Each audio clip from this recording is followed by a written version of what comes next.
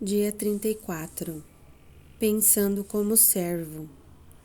Meu servo Caleb pensa diferente e me segue de maneira plena. Números 14, verso 24. Tentem pensar como Cristo Jesus pensava.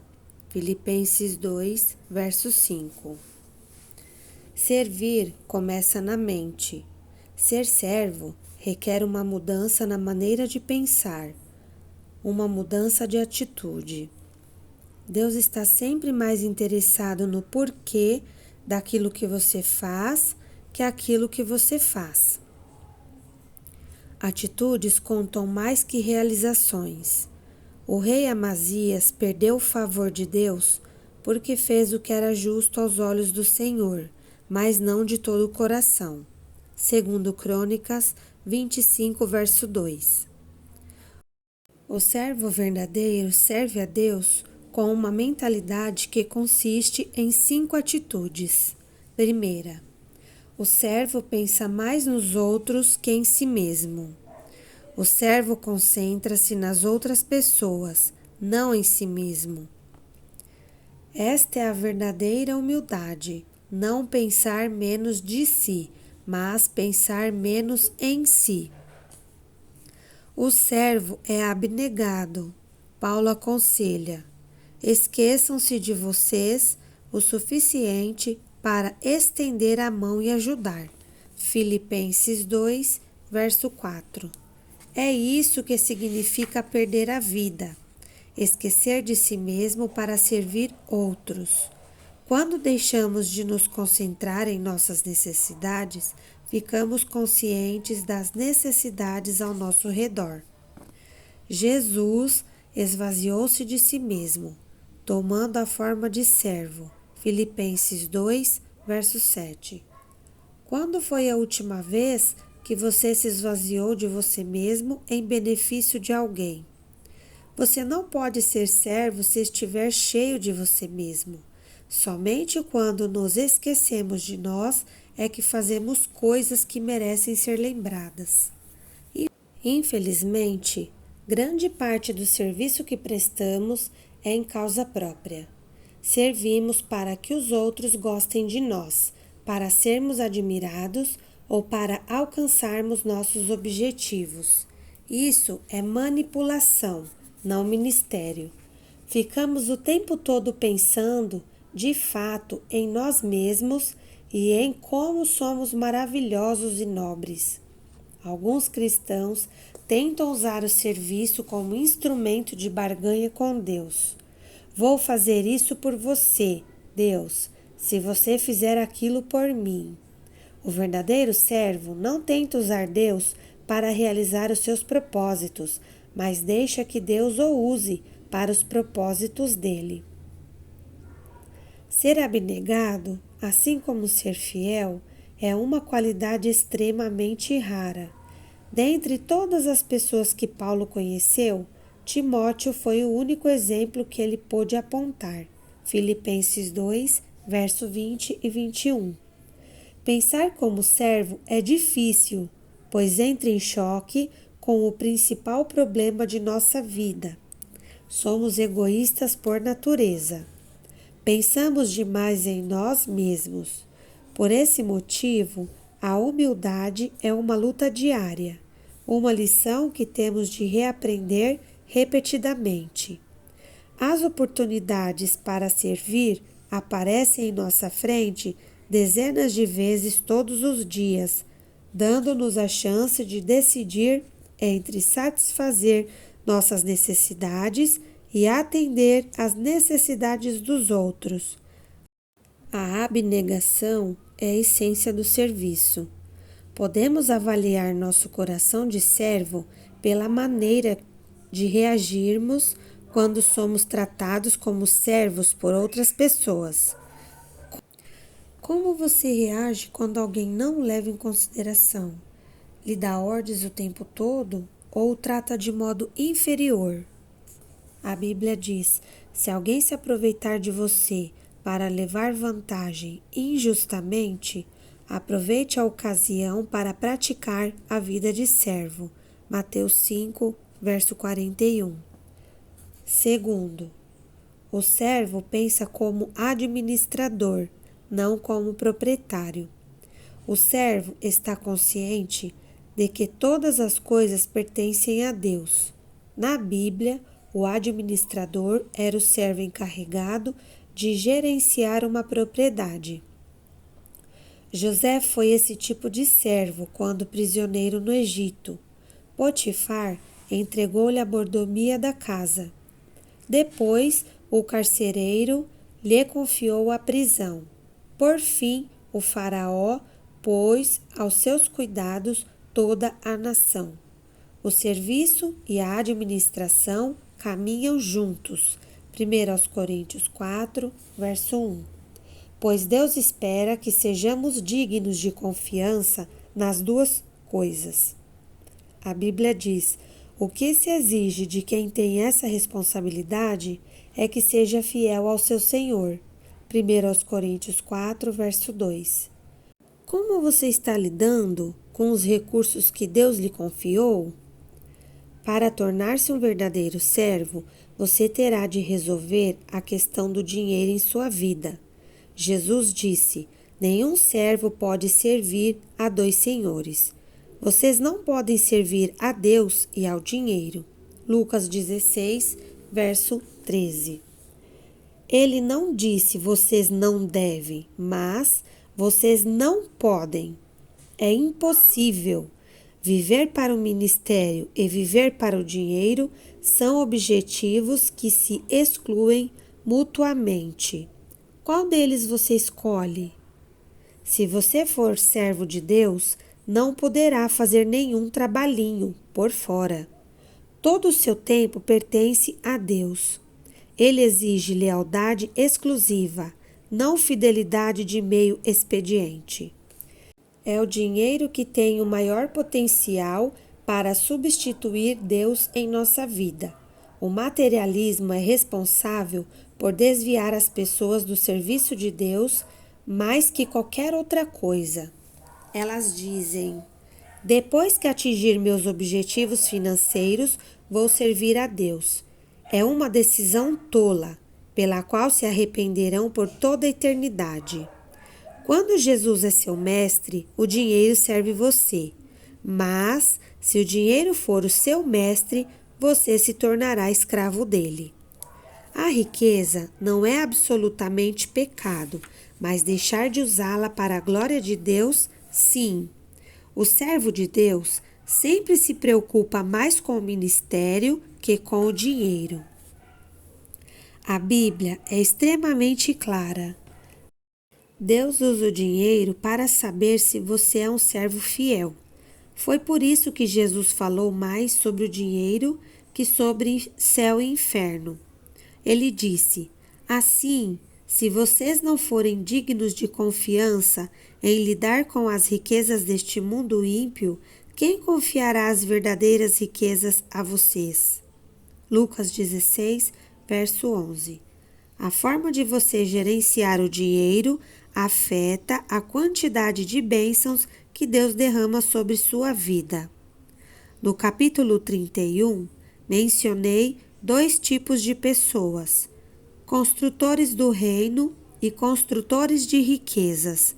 Ambos são bons em fazer os negócios crescerem, fechar acordos ou vendas e obter lucro.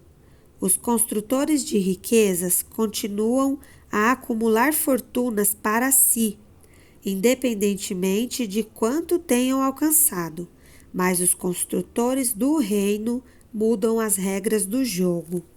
Eles ainda tentam ganhar tanto dinheiro quanto for possível, mas fazem isso para distribuí-lo. Usam a riqueza para financiar a Igreja de Deus e a sua missão no mundo. Na Igreja Sad Black, temos um grupo de diretores de empresas e empresários que tentam contribuir da melhor maneira. Por isso, costumam fazer doações na medida de suas possibilidades para promover o reino de Deus. Incentivo você a conversar com seu pastor e iniciar um grupo de construtores do reino em sua igreja. Terceiro, O servo medita sobre o próprio trabalho, não no que os outros estão fazendo. O servo de Deus não fica fazendo comparações, não critica nem compete com os outros servos ou ministérios. Ele está muito ocupado realizando a tarefa que Deus lhe designou. A competição entre os servos de Deus é absurda, por muitas razões. Estamos todos no mesmo time e o nosso objetivo é fazer que Deus seja visto, não nós mesmos. Recebemos diferentes atribuições e cada um tem uma forma exclusiva. Paulo admoesta: isso significa que não devemos ficar fazendo comparações, como se um fosse melhor que o outro. Temos coisa mais importante a fazer na vida. Ninguém é melhor do que ninguém. Cada pessoa tem valor singular e inestimável. Gálatas 5, verso 26. Não há lugar para ciúmes mesquinhos entre servos. Quando você está ocupado servindo, não há tempo para ser crítico. Todo o tempo desperdiçado em criticar os outros poderia ter sido usado no ministério. Quando reclamou para Jesus que Maria não estava ajudando no serviço de casa, Marta perdeu o coração de serva. O verdadeiro servo não reclama das injustiças, não sente pena de si mesmo, nem fica aborrecido com os que não servem. Apenas confia em Deus e continua servindo. Não é nossa função avaliar os outros servos do Mestre. A Bíblia diz: quem é você para criticar o servo de alguém? O próprio Senhor determinará se seu servo foi bem-sucedido ou não. Romanos 14, verso 4. E também não é nossa função nos defendermos das críticas. Deixe que seu mestre tome conta disso. Siga o exemplo de Moisés, que se mostrou verdadeiramente humilde quando enfrentou oposição. Ou faça como Neemias, cuja resposta às críticas era simplesmente esta: meu trabalho é muito importante para que eu interrompa agora, a fim de conversar com vocês. Neemias 6, verso 3. Se você serve como Jesus, com certeza será criticado. O mundo e até mesmo grande parte da igreja não compreendem o que Deus valoriza. Um dos mais belos atos de amor demonstrados a Jesus foi criticado pelos discípulos. Maria derramou sobre Jesus a coisa mais valiosa que possuía, um perfume caro. Esse gesto de generosidade foi rotulado como desperdício pelos discípulos. Jesus, porém, o classificou como maravilhoso. Mateus 26, verso 10. E isso é tudo o que importa. Seu serviço para Cristo jamais será um desperdício, não importa o que os outros digam. Quarto, o servo edifica sua identidade em Cristo. Por lembrar que é amado e aceito pela graça, o servo não precisa provar seu valor. Ele aceita de bom grado trabalhos que pessoas inseguras considerariam abaixo delas. Ao lavar os pés dos discípulos, Jesus dá um dos exemplos mais profundos de serviço, que parte de uma autoestima equilibrada. Lavar os pés era equivalente a ser engraxate, função desprovida de status. Mas Jesus sabia quem era, por isso a tarefa não ameaçou sua autoestima. A Bíblia diz: Jesus sabia que o Pai havia colocado todas as coisas debaixo de seu poder, o que viera de Deus. Assim, levantou-se da mesa, tirou sua capa e colocou uma toalha em volta da cintura. João 13, verso 3 e 4.